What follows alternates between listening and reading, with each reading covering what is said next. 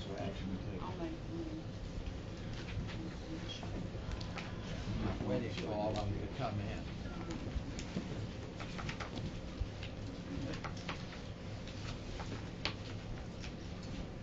Anybody else out there?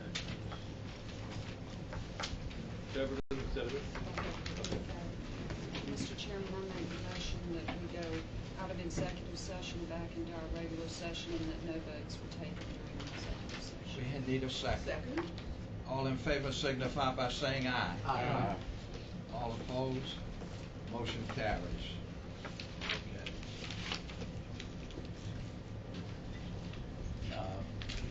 The CERTA grant application project. The audit transmitter. Ready? Good morning. We have our FY15 audit report enclosed in your package. Mr. Duncan was out of state on this date, so he was unable to attend today, but he is booked for the committee meeting day and will also return at our next board meeting if you need him. That will give you a chance to look at the report in detail and ask him any questions directly that you may have for him. A quick overview. The revenues and expenditure schedule is on page 13. And if you look at that schedule, you can see that our change in net assets was an increase of right at 1.8 million. So compared to last year, we had a decrease of 731,000. So we're actually about $2.5 million improved over this time last year as far as our net position. And it's interesting to note that we did that, and we'll also reduce our debt another $2.5 million by the end of this month. So that's no small accomplishment, and it's a good sign. We're moving in the right direction. And I also wanted to walk through quickly the difference between the June 2015 financial report and the audit report. Sometimes when you look at this bottom number, this 1.7, it's hard to understand how that relates to what you see every month. And on the screen and also in your handout is the walkthrough of how those numbers changed at year end. I'll move it up. Yeah. So the first part of it is, though, this is just the operating fund. So monthly you look at the operating fund, but we also have a capital fund. In the FY15 numbers is a $1.2 million gain from our revenue streams in the capital fund. So our June 30th financial report showed net income of $149,648, and the adjustments shown here are normal audit adjustments. We look at these annually and book them a year at a time. So the first one was the paratransit fuel, which used to run about $300,000 a year, but now that we've got a benefit in low fuel prices, it's only $217,000. The transit tax receivable is an accrual adjustment that's made to the balance sheet each year, and it depends on prior year and current year receivables at 6/30 in our transit tax. There's always an adjustment for our other post-employment benefits. You've heard us talk about the OPEB.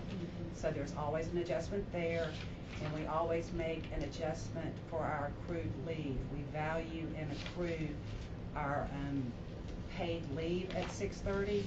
So this year it reduced income $24,000.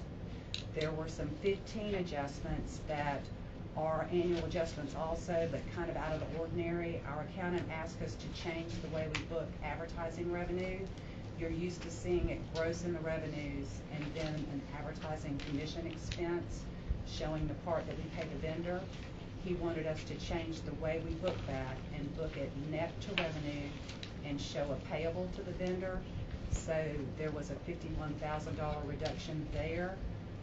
During the year, we had used some pension forfeiture money to take advantage of an ICMA deposit requirement to save some cash, and that was a $94,000 pickup. And there was a very small $300 adjustment in shuttle revenue. So the largest change, you remember that we talked about booking a reserve from January to June. We had a $685,000 reserve booked. Of that, only $300 was used for accounts payable, which are bills that come in after 6:30. So we estimated 307, and that left us the 377 pickup, which we had planned on hoping to have a $300,000 reserve, so we did a little bit better than that. And that gets us to the audited operating income of $458,000. So when you look at this statement, I know it's hard to see the comparison between what you see in the audit report and what you see each month, but we've added this month the balance sheet and the cash flow for the operating, and we'll add those same reports for the capital fund, and you'll be able to watch it month over month the same way that Ken Duncan reports it to you. And I can answer any questions you may have from your review of the statements, or we can wait on Ken, or both. Well, I'll wait on Ken for most of mine, but Okay. the real question, so I went through it all yesterday, but the real question I have, where does this put us with our debt, our payment and debt service for the? We're on track. We'll make our $1 million long-term note payment this afternoon or first thing in the morning, depending on when the bank transfers the money. Mm-hmm. We'll make a $500,000 reduction in our line of credit this week, and with the last 2 weeks of receipts in January, we'll pay the rest of that line of credit down. So in January, we will only have at the end of January $3 million in long-term debt. So all payments made at zero line of credit. So all payments made as designed and on time. Well, I just want to say that is impeccable. I've been on this board for a long time, and this is really, really a true testament to where we're headed. Yes. And especially in light of the setbacks that the board has suffered, or the organization has suffered, let me say, not the board, over the last 2 months. I really commend the staff for a report like this and managing the money properly and taking care of your obligations. So I just want to say that, because I think there's been a lot of stress and a lot of turmoil, if you will, and to be in this financial shape just speaks volumes of Chatham area transit. And some of the recent conversation has been more negative than positive, and this is definitely a positive report. We have not only increased our net assets $1.8 million, but made $2.5 million worth of debt reduction. So that's great news. And this audit is also not only a financial report audit, but our auditors also look at our internal control system. So through this process, they have analyzed what we do as far as internal control and deemed that to be appropriate also. The third part of it is a detailed assessment of our grant administration as far as our grant eligible costs and the reimbursements and the money that flows from the FTA. And there were no findings there, and there were only 2 recommendations on the financial reporting side. One that had already been corrected before field work started on the computerized portion of our AP, and then a supervisory review added to our annual benefits input. So it's an unmodified opinion, a clean report, and it shows that we're moving in the right direction.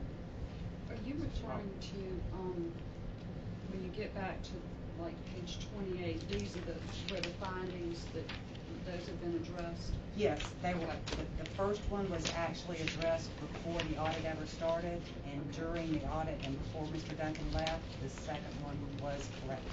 Well, I know when he's here, go through the questions that I have. Thank you. Mm-hmm. Thank you, So Mr. this Chairman. report should be an increase in us. It's not going to hurt us with other grants. Not at all. No, it shows that there were absolutely no findings on the grant side. All of the costs that we asked for reimbursement were eligible, and his test showed that we're doing everything the way we're supposed to. And I guess it's of note that the numbers went to the county mid-October, which Mhm. was 3 months earlier this month, and 30 to 60 days earlier than the last 4 years. So And that improvements helped- all the way helped the around. county Yes, a lot, it because did. it was holding us up last month. Priscilla, and then you, Bill. Terry, I just want to say thanks to you and the staff. Really appreciate a positive, excuse me, a positive report, given all of the things that have to be done and will continue to be asked of you. I think that this is wonderful and that we appreciate you and staff. So I Thank just want to you. say thank you very much. I'll pass that along to the finance staff. While you get this report once a year, they work very hard every month. Exactly. It's our numbers that Mr. Duncan comes in and tests, so I'll pass that along to him. Thank and I you know very they'll, much. appreciate it. And I'd like to echo those remarks. And I think that the news with respect to the debt is really very positive. My question to you is, what is our plan with respect to the $3 million in long-term debt that we have?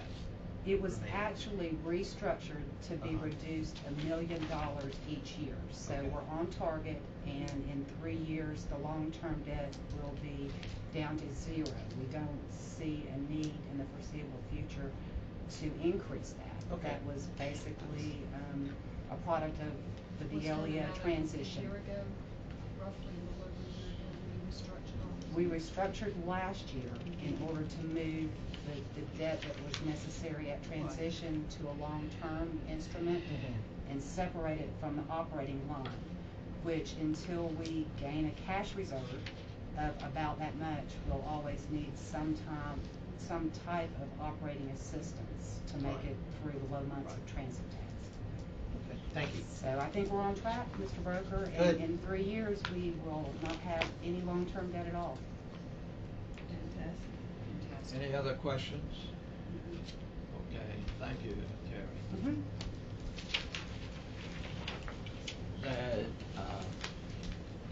The 2017 budget calendar adoption. CERTA, well, you were pointing here, so it's the CERTA that I've got marked yellow. CERTA grant application project. Thank you, Mr. Chairman. Nick's going to do the presentation. Yeah, I think I'll stand right here. That's okay with everybody? If you'll just give me a nod, I'll Oh, click for you if you want me to. that would be wonderful. Okay. She does a good job of that. All right.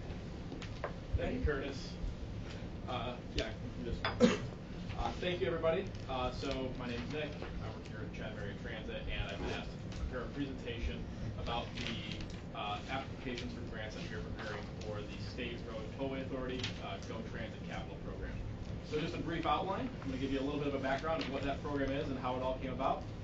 We'll walk through 5 different applications that we've developed here internally. And then I'm going to summarize those applications and the financial requirements that we're looking at for those. So, Terry, if you'll advance the slide. Thank you. So a little bit of background. As you've all been hearing over the last year, the Georgia General Assembly included $75 million for transit in the 2015 budget as a bond. Following the passage of that budget, this funding was assigned to the State Roads and Tollway Authority, CERTA as we call it, and they're distributing this funding through a brand new program called the Go Transit Capital Program. So they released program details in September about eligibility and criteria. So for instance, one thing that's a critical factor is that anything under this program has to have a 10-year effective useful life, and ownership must be able to be transferred to CERTA upon completion. So those are some of the key criteria we had to work with that are a little different from other types of grants that we typically work with. So using that and our known needs within the transit agency, we developed 5 proposals which meet the criteria and advance our strategic goals. So I'm going to go through them one by one here. Sorry, these are not the most colorful slides, so just enjoy the text. Excuse the typo here. This should actually read, we're going to purchase 26 heavy-duty diesel transit buses over the following 5 years. This is primarily to replace an aging fleet of buses. We have 26 buses that were all purchased in 2003 and are currently past their effective useful life. So this would help us fix two problems. One is that our fleet is beyond its useful life, and the second is having this large batch of buses that were all purchased in one go-round. By spreading out the purchases over 5 years, we're going to be able to have reduced the effective age of the fleet and set ourselves up for a long-term period of stability in terms of our fleet age. Currently, we are spending over $1 million annually to maintain these vehicles. So by replacing them, we're going to actually experience an operating savings that is yet to be determined. This will also help us achieve our on-time performance targets, as aging vehicles are more prone to mechanical malfunction and thus delay. So we hope that's a strong outcome of this application. And really the beneficiaries of this program would be our existing customers who rely on CAT every day to get to home and work. So,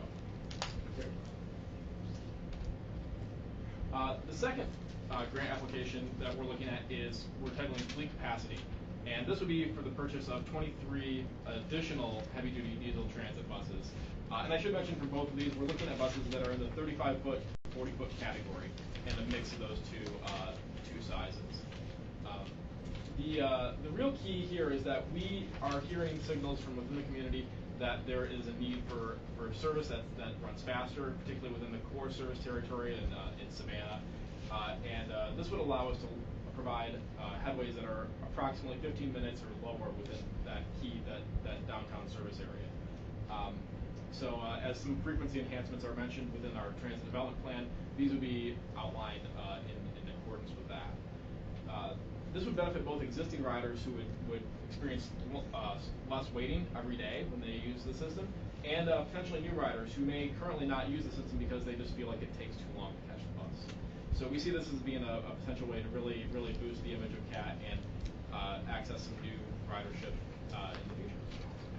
Terry, advance the slide. The third, and I'll mention smallest financial request that we're going to make to SURA is the bike share expansion. So we are looking to install 26 bike share stations and approximately 286 bicycles throughout the core of the downtown Savannah area, approximately from the river to 37th Street and East Broad to MLK. We really see that bike share can complement transit in a really fundamental way in this area, as a lot of trips are under 3 miles.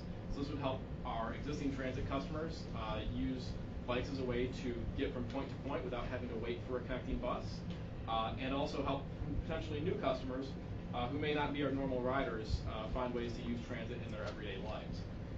We've had a lot of interest from community partners and institutions in expanding this, and we'd like to see this as a way to move forward with that project. The fourth grant application we're going to submit is for the satellite operations facility and park and ride lot.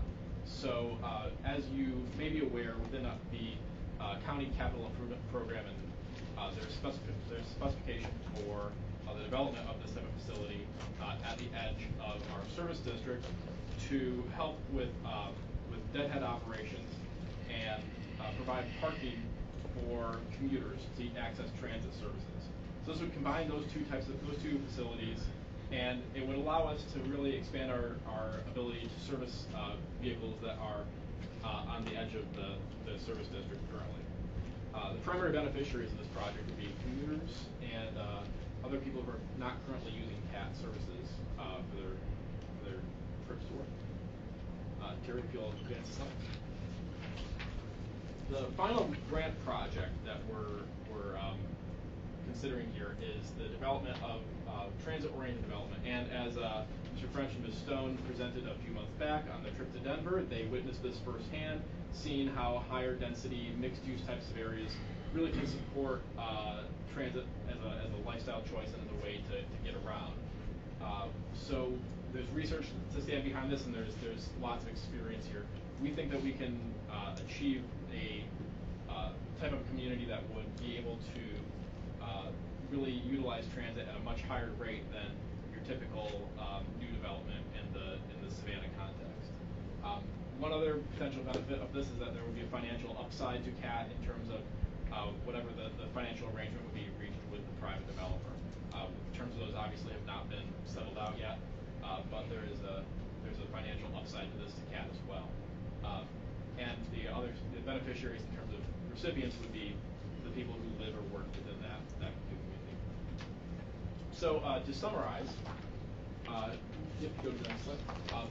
This may be a old version of this slide. I think there may be a typo here, but the numbers are and all of the numbers in the millions side should be accurate.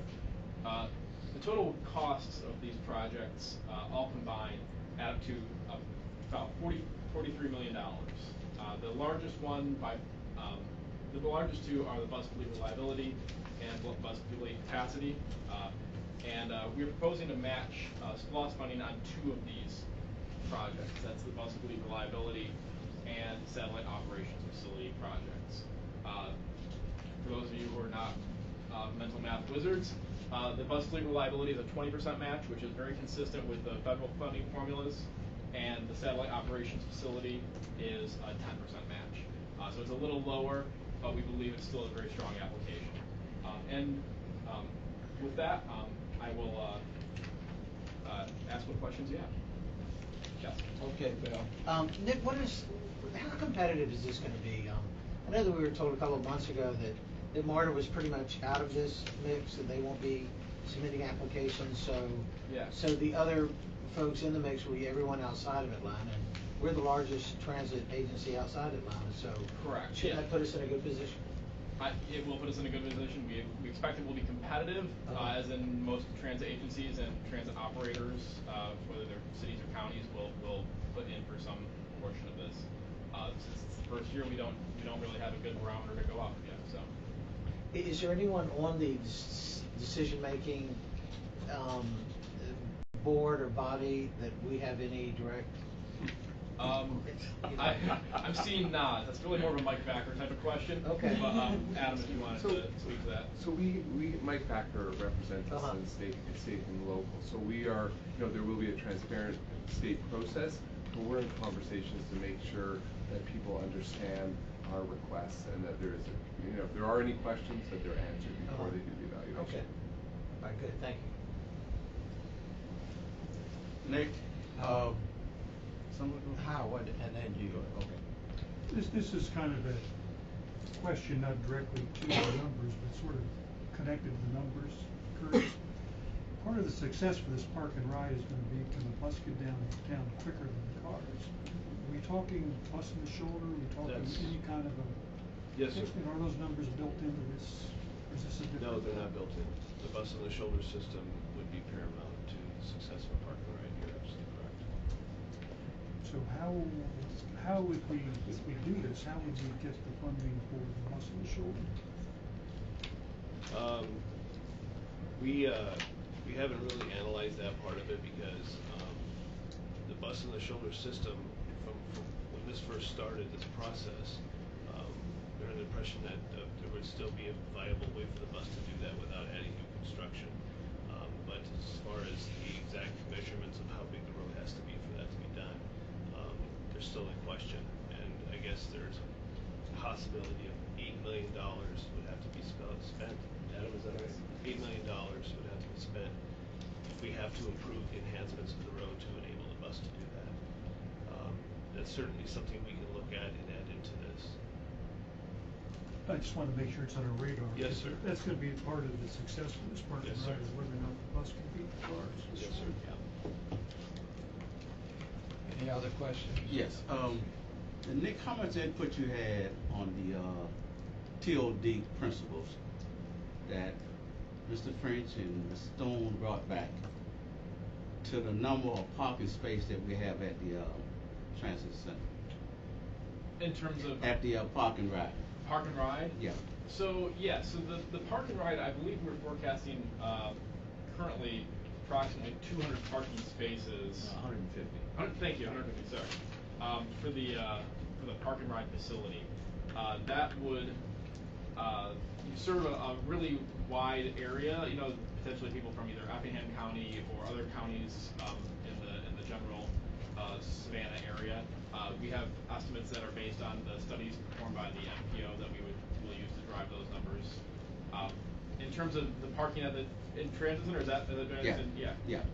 How are you planning on promoting that? Currently, we're not planning on building parking at the transit center No. as it is. That is not part of this proposal. Okay. Question. On that park and ride lot, have y'all checked with any of that? Because that's really important. It will help the community in many, many ways, especially three different ways. Have you checked with any of the other cities that have a fair amount of buses, that how they promoted this, advertising, or just what specifically did they do? So, in preparation for this, I mean, we have looked at how other park and ride facilities have been promoted. We've got a department that would do this. So, if we are confirmed with funding and we go forward, the next step to come back to the board would come back to you with a proposal on a promotion, because we do, in order for this to be successful, 220 spots seems like a lot, but currently there are just over 30 being utilized in a small park and ride. So I know there's a lot of cars, 40,000 or plus, so it sounds like 300 or 150, and then we could ultimately expand out as a lot. But we will have to be good at promotion to make people make that change. And so we will owe you, once this project is approved with the funding in place, we will owe you a report on how we go about with the completion of the project, getting people to actually use it. I don't think you can just build it and they will come. We will have to be active in our promotion of this and to get people to use it.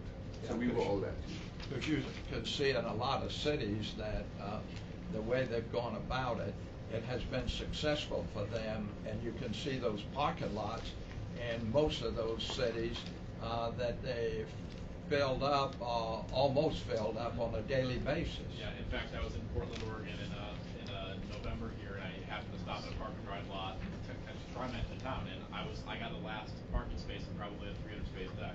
So yeah, absolutely. From most personal experience and the citizen experience from other agencies, we know that the promotion is a critical part of how you get those things to be utilized. Any other questions? Wayne? When is the deadline for The deadline is the end of the month, January 31st. So passing the budget? with your consent, we'll be scrambling here to get this all slid under the bus. So. And the turnaround? So as this is the first year of the program, we don't have a consistent timetable that they've been adhering to. The reports we've been hearing is summertime is when they'll make decisions. When contracts will be awarded, it remains to be another part of that. So we will keep you abreast of the entire process as it goes forward.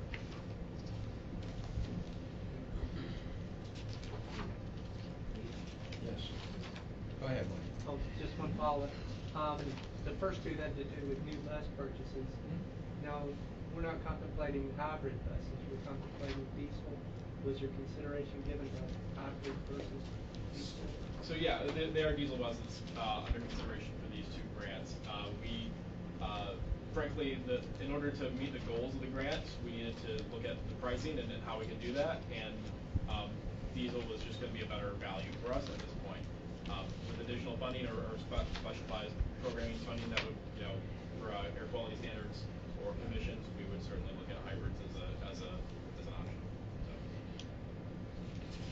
So. Just want to interject real quick. To your point, so the hybrid buses were between 650 and 700,000 each. Diesel buses are around 500 to 550.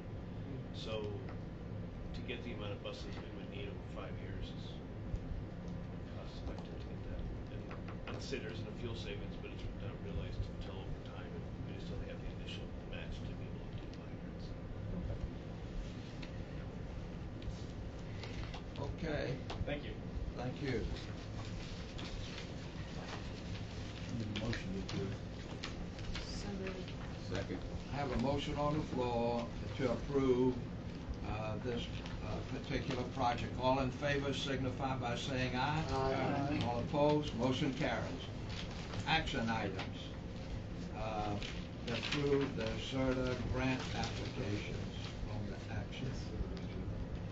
Yeah, we just did that. We just did that. So, Oh, we're doing that. Yeah.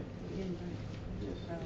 Okay, fiscal year 2017 budget calendar adoption. All of you were sent that particular the date, the budget calendar, and we need a motion on the floor to approve. so moved. Second. All in favor on the calendar adoption budget, signify by saying aye. Aye. All opposed? The executive director's report. Thank you, Mr. Chairman. If you look at the executive director's report, our fare box recovery ratio is 18.04 as opposed to last year 19.54. The average for 2016 fiscal year is 18.04 as well. Our complaints have gone down from 15 to 9 year over year, and our average is also under last year. Our preventable accidents, we had one in November 14 and none this past November. And if you look at the FY average for 16, we're still doing very well on that. In November, the productivity actually was a lot higher than last year, 20 passengers per hour as opposed to 15.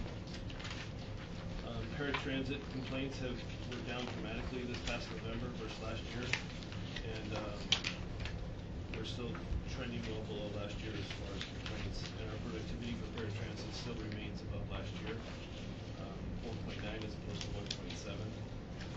We had no injuries. On the second page, our KPI summary report goals. So ridership productivity greater than 18, we're currently at 20 for our yearly performance. Efficiency of less than or equal to $6.85 per mile, we're at $6.03. Safety less than 2 preventable accidents per 100,000 miles, we're at 0.6, so we're still trending well there. Complaints per 100,000 passengers, we're at 7, and our goal is less than 10. Quality of service, mean distance between vehicle failures equal or above 12,000 miles, and we are at 15,353. And our on-time performance has gone up slightly to 79% for the year. For the month, it was at, I believe, 82. And again, the legislative agenda, I know we discussed this before, but support funding for the fiscal year 17 budget, additional round of CERTA grant funding, which is what we talked about here, in line with the $75 million provided this year. Support modification to the CERTA statutes, allow funding for streetcar projects. Support modifications to the T-SPLOST statutes to maximize funding opportunities for transit systems. Support the removal of excise tax on motor fuels purchased by transit systems, and oppose modifications to the CAT statutes.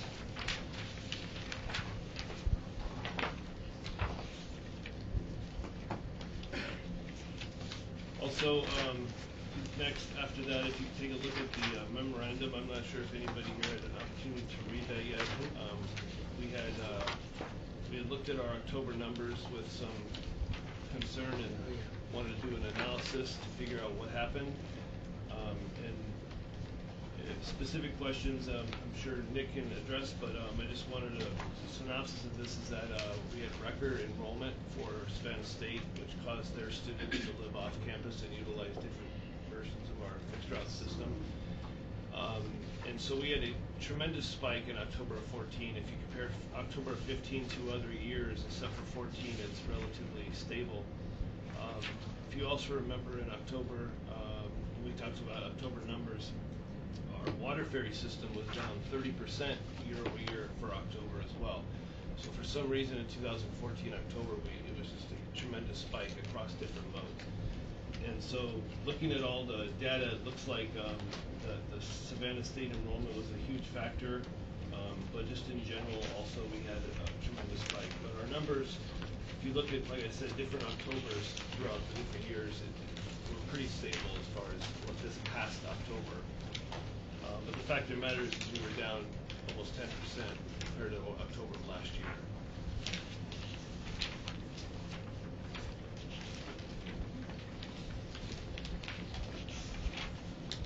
with that, not to jump ahead, but November's numbers, we're slightly back up again. So it was just one particular month out of the year that, October of 2014, that we're trying to explain the best we can, but we feel we got a pretty good handle on the analysis.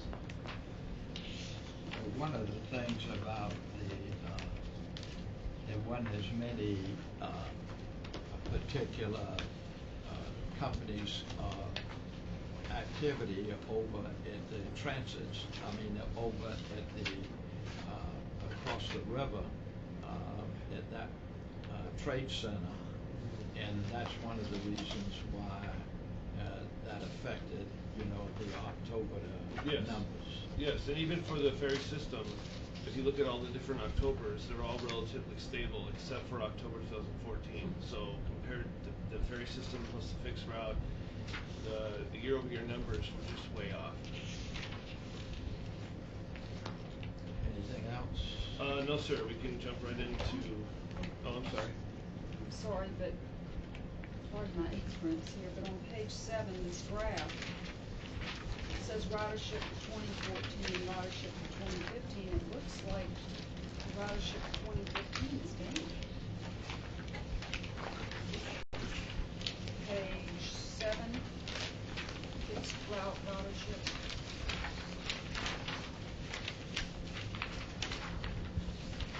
Just want to make sure I'm understanding. Which report are you? Are you on the memo or the October?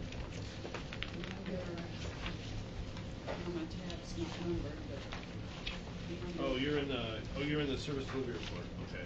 I hadn't got there yet. Oh, Sorry. okay. I'm sorry. Apologize. Okay.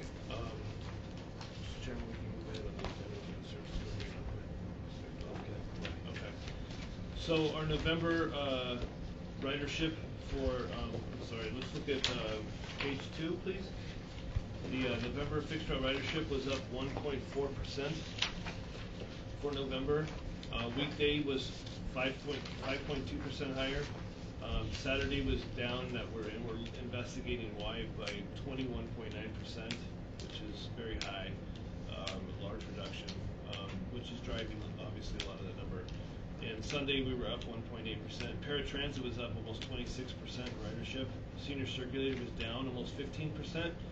Cat Freedom was up 47%, and the water ferry for the month of November was up 14%.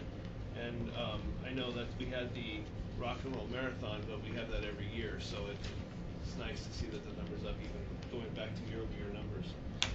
Overall, for all mode ridership, we were up for November was 4.4%.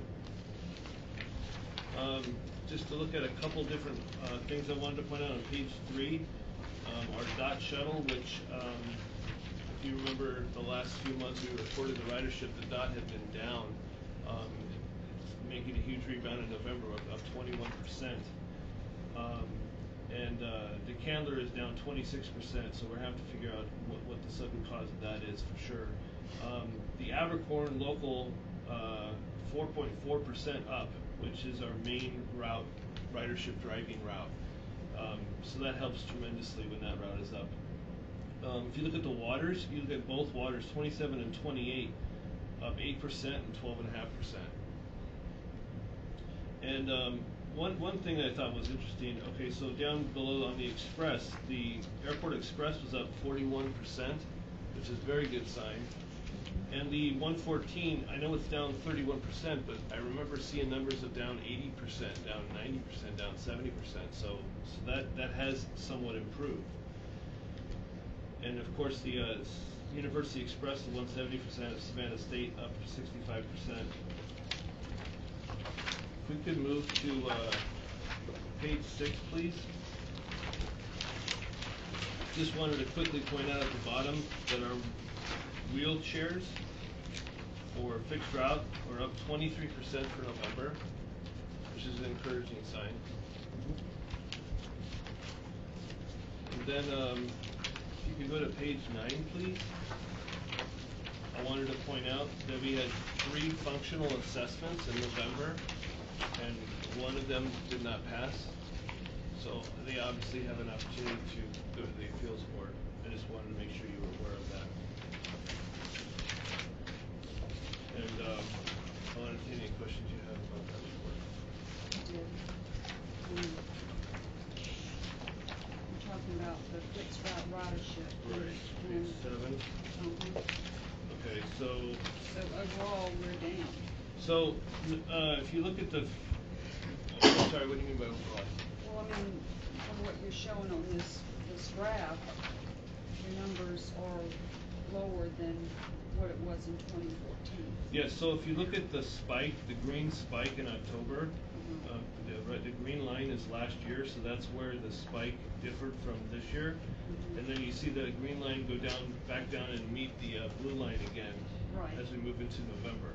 Right. So yeah, November was actually up 1.4%. It's almost as even, which is why the lines then meet back up.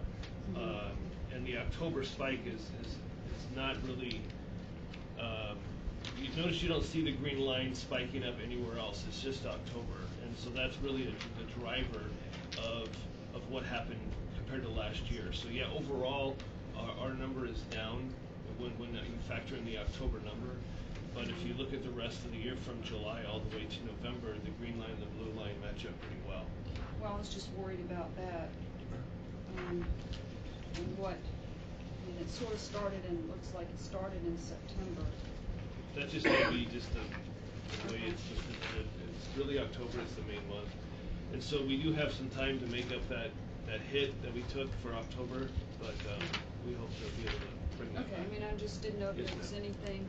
I mean, I like to look at numbers and trends and be aware of if there's a problem. That's all. Yes, ma'am. Is there any other questions? We'll move on to the unit updates. And this was information only. Number 1 was service delivery update. And item 2, system development update. And system 3, financial update. So thank you very much, Mr. Chairman. Just a few notes. I mean, I'm not going to read you the report because it's there for you. Just picking up on the memo that Nick had prepared for the numbers, one of the things that we had gone through in looking at the numbers, we're looking at external factors. So obviously, things like the price of oil, weather conditions, things that affect our ridership. One of the things we'd like to bring forward to you in the future is some more metrics so that you can measure. So when we have a discussion about ridership, if gas goes back to what it was in 2008, we should expect there to be quite a ridership increase. Similarly, if a hurricane rolls through town, we're going to expect our ridership to be down. I'm picking extremes here, but we're going to come forward with some recommendations for some basic metrics that measure economic inputs, because as the economy goes up, so does jobs, to give you a little better way of doing that. Also want to report to you on some fare evasion, because that's just a basic in any system, and we want to come forward with you with some more numbers so that you've got an understanding of those issues and can make decisions. Picking up on just a few other things that are going forward in our department, we have been working with Armstrong University towards UPass, and by next month should have an update for you. The administration is quite gung-ho about this, so we should have an update for you on that. We've also been talking with SCAD around provisions of them getting involved in our bike share program, possibly in the longer term with our buses and the UPass program, so we also hope to have some reports for you next month on that.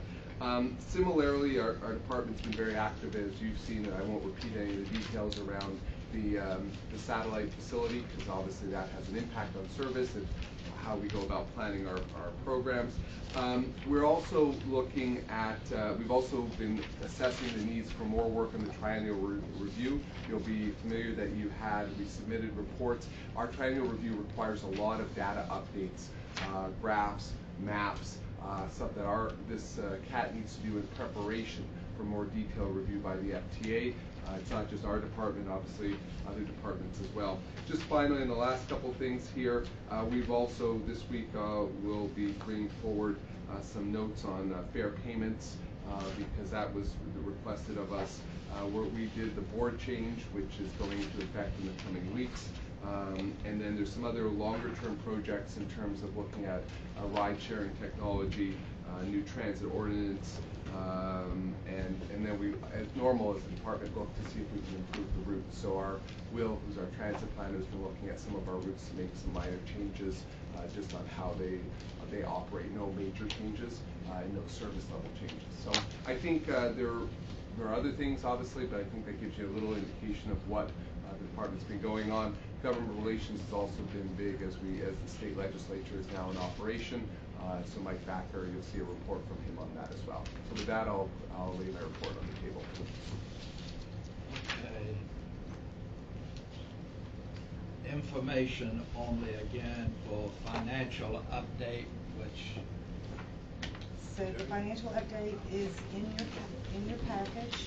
Yeah. Our November numbers, month to date, we actually ended up right at 81,000, better than budget. So we had revenues over expenditures totaling 48,000.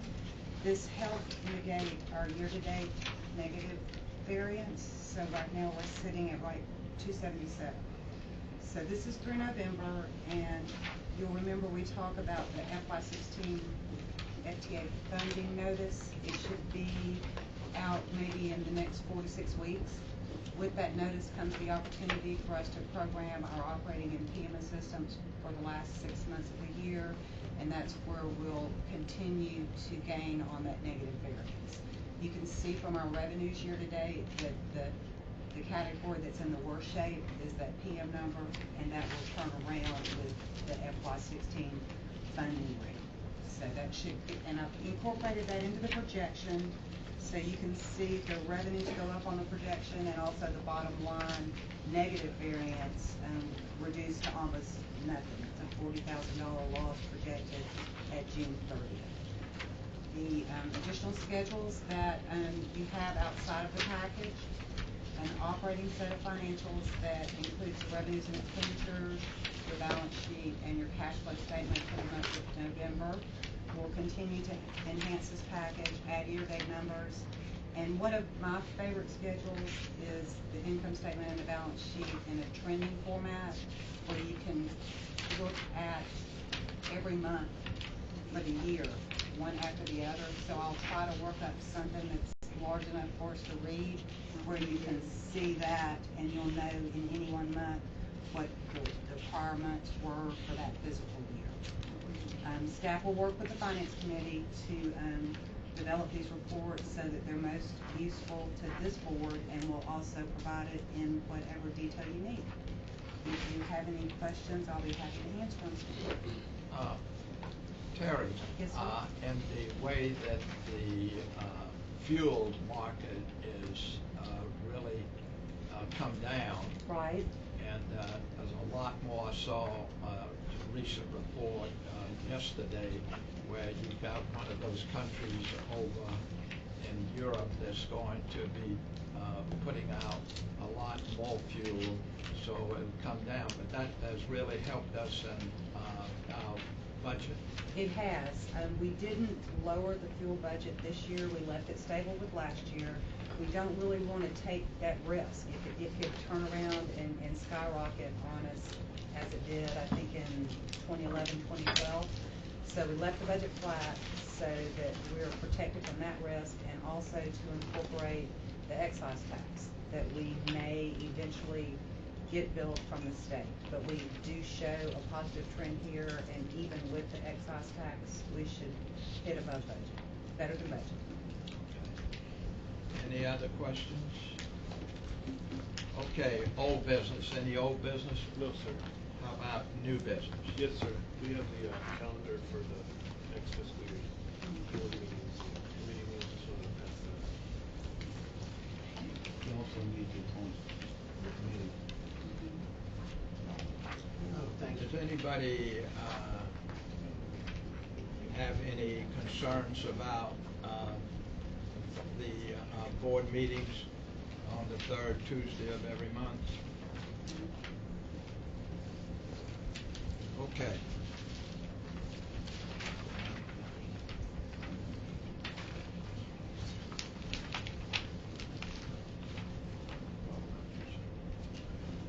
One more thing, also, we had as part of our holiday safety banquet, we had, for all the employees, an umbrella, cat umbrella, and they had not come in at the time that we actually had the banquet, so they are in now, and we wanted to give all the board members a cat umbrella.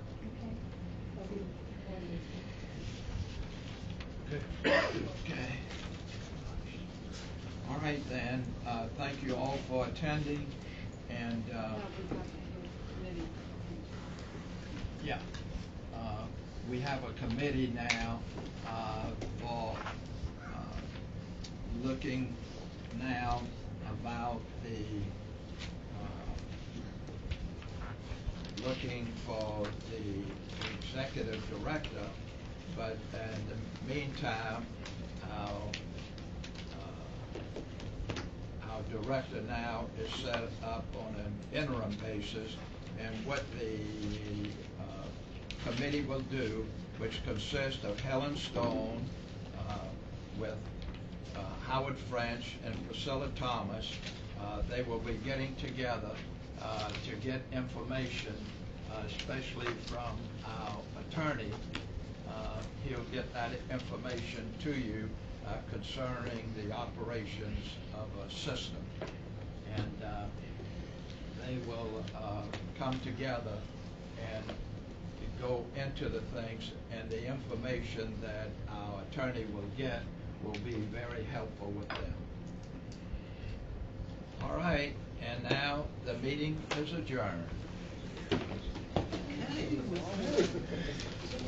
Long meeting.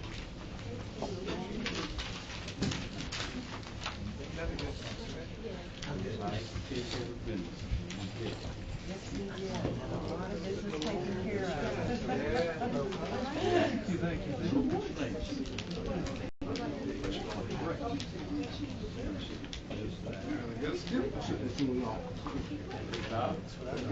you.